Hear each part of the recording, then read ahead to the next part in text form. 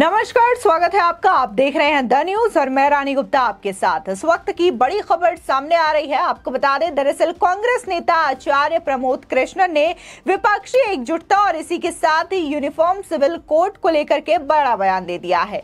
उन्होंने विपक्षी एकता पर तंज कसते हुए ये कहा है कि ये विपक्षी एकता की बैठक हो रही है या फिर भारत को कांग्रेस मुक्त करने की बैठक हो रही है, क्योंकि आम आदमी पार्टी कहती है पंजाब और दिल्ली छोड़ दो, तो वहीं ममता बनर्जी जो है वो कांग्रेस को ये कहती है कि पश्चिम बंगाल छोड़ दो। कांग्रेस जाए तो जाए कहां। इसी के साथ ही उन्होंने यूसीसी पर भी बड़ा सवाल खड़ा किया है। उनका कहना है कि यूसीसी को लेकर के बातें इस वक्त इसलिए हो रही है क्योंकि बीजेपी तीसरी बार भारत में सत्ता बनाना चाहती है। सुनिए कांग्रेस नेता आचार्य प्रमोद कृष्णन का बड़ा बयान। बताइए, समाजवादी पार्टी कहेगी साहब यूपी छोड़ दो, आम आदमी पार्टी के नेताओं ने बोल ही दिया दिल्ली पंजाब छोड़ दो, केसीआर कहेंगे तेलंगाना छोड़ दो, स्टालिन कहेंगे तमिलनाडु छोड़ दो, तो कांग्रेस कहाँ जाए, कहाँ जाएगी?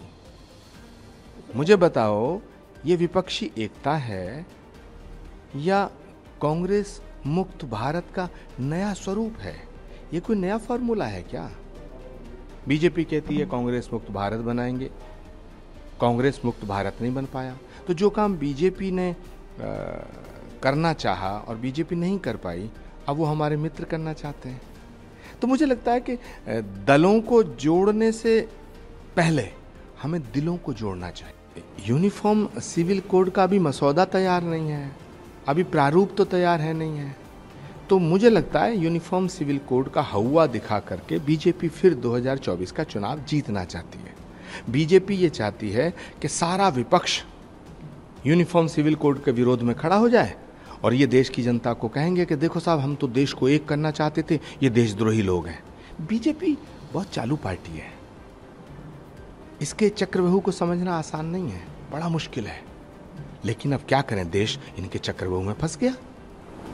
जनता क्या इस बार कुछ याद दिलाएगी? क्योंकि पिछली बार मुस्लिम वोटर्स को भी लुभाने के लिए इन्होंने कुछ चीज़ें लाई थी जिसमें काफ़ी बवाल भी हुआ था। देखिए, ये मदारी की तरह डुगडुगी बजाते हैं, मदारी की तरह डुगडुगी बजाते हैं और देश की जनता को बंदर समझते हैं। अब 2024 में देश की जनता को फैसला करना है कि वो बंदर है या जागरूक मतदाता है जो इस देश का भविष्य तय करेगा। ये फैसला जनता को करना और जनता जनार्दन होती है। आपको बता दें कि 2024 के लोकसभा चुनाव से पहले यानी कि 23 जून को विपक्ष को एकजुट करने की कवायद के बीच कांग्रेस नेता आचार्य प्रमोद कृष्णन ने बड़ी बात कह दी है। उन्होंने अपने ट्वीट में विपक्षी एकता पर बड़ा सवाल उठाया है और आशंका जताई है कि कहीं ये कांग्रेस मुक्त भारत का नया स्वरूप तो नहीं है। बता दें कि बिहार के मुख्यमंत्री नीतीश कुमार ने लोकसभा चुनाव 2024 से पहले विपक्षी दलों को एकजुट करने की पहल की है। उन्होंने विपक्षी दलों के नेताओं से मुलाकात की है और उनकी पहल पर 23 जून को पटना में विपक्ष की बैठक होगी। इसमें कांग्रेस नेता राहुल गांधी, मल्लिकार्जुन खड़गे, पश्चिम बंगाल की सीएम ममता बनर्जी समेत कई नेता शामिल होंगे। वहीं जेडीयू के राष्ट्रीय अध्यक्ष लल्लन सिंह ने ये जानकारी दी है। उन्होंने बताया है कि बैठक पहले 12 जून को बुलाई गई थी, लेकिन अब ये बैठक 23 जून को होगी।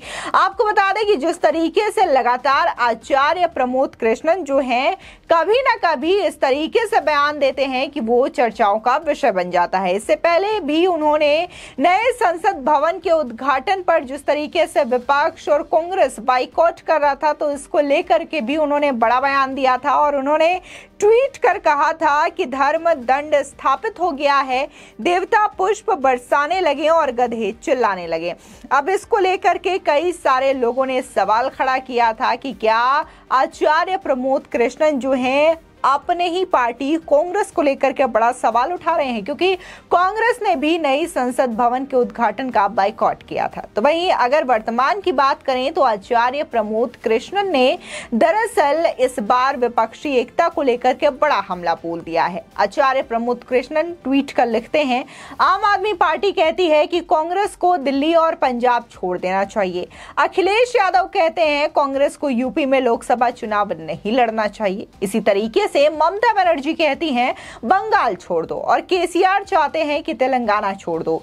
और इसी के साथ ही उन्होंने जगनमोहन रेड्डी, एमके स्टालिन समेत शरद पवार की भी बात कही कि ये लोग भी ये कहेंगे कि इन स्टेट को छोड़ दो। आपको बता दें, दरअसल 23 जून को विपक्षी दलों की बैठक से पहले आम आदमी पार्टी ने कांग्रेस के सामने शर्त रख दी है कि अगर कांग्रेस एकता चाहती है तो दिल्ली और पंजाब में चुनाव लड़ना छोड़ दे।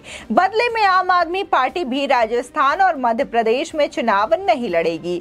जहां ये बातें आम आदमी पार्टी के नेता सौरभ भारद्वाज के द्वारा कही गई हैं, तो सौरभ भारद्वाज के अलावा अगर बात हम ममता बनर्जी की करें यानी कि टीएमसी की, तो टीएमसी भी कहीं ना कहीं कांग्रेस पार्टी से दूरी बनाते हुए नजर आ रही है, क्योंकि अभी हाल ही में जिस तरीके से बंगाल में पंचायत चुनाव हो रहे हैं और इसको लेकर के काफी ज्यादा हिंसा देखने को मिली, जिसके बाद कांग्रेस के भी कई सारे कार्यकर्ता घायल हुए हैं। और इस चीज को लेकर के कांग्रेस नेता अधीर रंजन चौधरी ने टीएमसी पर बड़ा हमला बोला, जिसके बाद टीएमसी सुप्रीमो ममता बनर्जी इसका बचाव और कांग्रेस पर पलटवार करते हुए ये कहती हैं कि अगर कांग्रेस जो है वो सीपीआईएम का समर्थन करती है तो वो राष्ट्रीय स्तर पर हमारे समर्थन की बात भूल जाए। न सिर्फ सीपीआईएम को यहाँ पर ममता बनर्जी के द्वारा घेरा गया, बल्कि उन्होंने बीजेपी को भी लेकर के आरोप लगाए हैं और उनका कहना है कि कांग्रेस जो है वो बंगाल में चुनाव ना लड़े,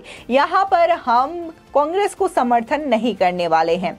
ये बातें लगातार ममता बनर्जी की ओर से देखी जा रही है, जिसके बाद से लगातार ये कयास लगाए जा रहे हैं राजनीतिक गलियारों में कि क्या जो 23 जून को विपक्षी एकता की बड़ी बड़ी बातें कही जा रही है नीतीश कुमार के नेतृत्व में, तो क्या ये बैठक होगी? क्या राहुल गांधी जो कि कांग्रेस के नेता हैं, मल्लिकार्जुन खड़गे हैं, और वहीं अगर बात हम टीएमसी की करें, आम आदमी पार्टी की करें, तो क्या इन तीनों ही पार्टियों में आपस में कोई जो समर्थन की स्थिति है वो बनती हुई दिखाई दे रही है या नहीं दिखाई दे रही है? क्योंकि ये जो तीनों ही पार्टियों के नेता हैं ये एक दूसरे से पलट बयानबाजी करते हुए नजर आ रहे हैं। आपको बता दें कि जहां आचार्य प्रमोद कृष्णन ने विपक्षी एकता को लेकर के बड़े सवाल उठाए हैं, तो इसी के साथ ही उन्होंने यूसीसी को लेकर के भी बड़ा मुद्दा छेड़ दिया है। जिस तरीके से यूसीसी को लेकर के इन दिनों काफी ज्यादा चर्चा हो रही है और कहा यह जा रहा है कि 2024 के लोकसभा चुनाव से पहले यूसीसी लागू किया जा सकता है, और बकायदा यूसीसी को लेकर के जो लॉ कमीशन है उसने जनता से राय मांगी है। इसी के साथ ही तमाम धार्मिक संगठनों से भी 30 दिनों के भीतर राय मांगी है कि यूसीसी को लेकर के उनका क्या कहना है। अब इसको लेकर के भी आचार्य प्रमोद कृष्णन का ये कहना है कि ये जो यूसीसी की बातें कही जा रही है वो सिर्फ इसलिए की जा रही है क्योंकि बीजेपी जो है यूसीसी के मुद्दे को जानबूझ करके उछाल रही है, क्योंकि वो 2024 का चुनाव जीतना चाहती है। ये एक चतुर पार्टी है और इसकी पहेली को समझना आसान नहीं है। तो इस तरीके की बयानबाजी करते हुए यहाँ पर जो आचार्य प्रमोद कृष्णन है वो नजर आ रहे हैं और सीधे तौर पर न सिर्फ इन्होंने विपक्ष पर हमला बोला है, बल्कि यूसीसी को लेकर के भी बीजेपी पर बड़ा सवाल खड़ा कर दिया है। फिलहाल इस खबर को लेकर के आपकी क्या राय है हमारे कमेंट सेक्शन में जरूर बताएं। आगे की और भी अपडेट के लिए चैनल को सब्सक्राइब करना ना भूलें।